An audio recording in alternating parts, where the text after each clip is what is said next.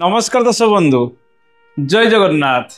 आपणकर जन्म जातक एपरी किछि जोग रही थाए जो जोग फल आपण भल रोजगार करिथांती। गोटे गोटे व्यक्ति बहुत पैसा इनकम करती किंतु धन संचय मध्य भल भाव करि पारंती नाही। इनकम करुथिबा अर्थ को से माने विभिन्न मार्ग रे मध्य खर्च करि देइथांती एवं मास शेष को तांका पाखरे भल भाव टंका मध्य संचय होई रही न थाए। एमिति अनेक लोकंक जीवन में प्रत्येक दिन किछि ना किछि घटुची। यह जन्म जातक किछि जोग को मध्य दर्शाई थाए। दर्शक बंधु आपणकर एकादश भाव आपणकर आय विचार करा जाए, द्वादश भाव आपणकर व्यय विचार करा जाए, षष्ठ भाव आपणकर ऋण विचार करा जाए, द्वितीय भाव आपणकर धन विचार करा जाए, धन संचय विचार करा जाए। जदि कुंडली रे आपणकर धन भावर ग्रह सहित आपणकर द्वादश भावर ग्रहंकर जोग रही थाए ताहले आपण जीवन रे हुए तो भल टंका उपार्जन करि पारंती बा भल रोजगार करि पारंती किंतु आपणक हाथ रे धन भल भाव संचय हब नाही।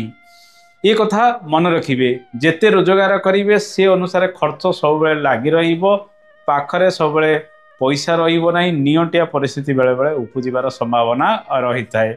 जदि आपणकर एकादश भावटी बलवान रही ताहले आपणक पाखकू रोजगार सब बेले आसुथिबो, धन संचय होउ बा न हो। किंतु जदि कुंडली रे एकादश भाव खराब रही धन भाव सहित आपणकर द्वादश भावर जोग संबंध रही से सेमिति गरीब अवस्था रही जीवो एवं दारिद्रतारे रहीजिवो, भल भाव रे टंका ना उपार्जन करि परिबो, जहाँ भी किछि छोट मोट उपार्जन करिवो विभिन्न दिगरे खर्च लागी रहिबो, से तार आर्थिक स्थिति को बढ़ाई परिबो नाही। तेणु दर्शक बंधु जदि परिवार रे बहुत सदस्य रहिचंती सेमानंक मध्यरु कहार धन संचय जोग भल रहिछि, होय तो आपणकर स्वामींकर होई पारे किंबा आपणकर स्त्रींकर होई पारे किंबा आपणकर पिलांकर होई पारे। जदि आपण भल रोजगार करूचंती किंतु आपणक हाथ रे जदि टंका संचय हो नाही ताहले आपणकर आयर किछि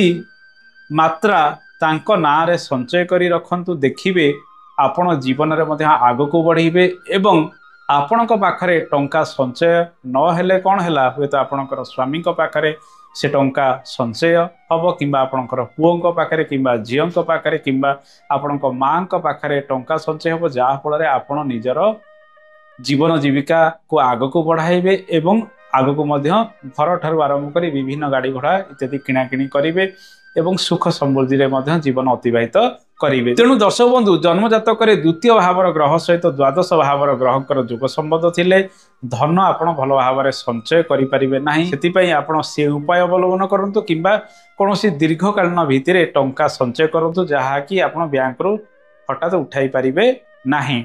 दर्शक बंधु एकादश भाव में जो ग्रह माने बसी था से ग्रहंकर कारकत्व को नहीं आपण मध्य रोजगार करिथांती। एकादश भाव में जो भावर अधिपति माने बसी था से भावर विचार करा जाउथिबा व्यक्ति माने आपणक जीवन में मध्य लाभ प्रदान करिथांती। उदाहरण स्वरूप धरतु आपणकर एकादश भाव में आपणकर सप्तमाधिपति बसी, स्त्री आसिला परे आपणकर रोजगार वृद्धि हबो, विवाह परे आपणकर रोजगार वृद्धि हबो एवं जीवन साथी सहयोग रे आपण मध्य आर्थिक क्षेत्र में अनेक उन्नति लाभ करिवे। आपणकर एकादश रे धरतु पंचमाधिपति बसी, पुत्र जन्म हैला परे आपणकर रोजगार वृद्धि हबो, तांको सहयोग रे मध्य आपण आर्थिक क्षेत्र में अनेक उन्नति लाभ करिवे। तेणु दर्शक बंधु ये छोटिया कार्यक्रम रे आमे जानले आमे अनेक रोजगार करूचे किंतु एपरी किछि जोग जन्म जातक रही थाए जहाँ फल धन संचय भल भाव होई पारे नाही। जो व्यक्तिर जन्म जातक धन भावर ग्रह शुभरे रही थांती, त्रिकी भावर ग्रह षष्ठ अष्टम द्वादश सहित जोग संबंध में नथांती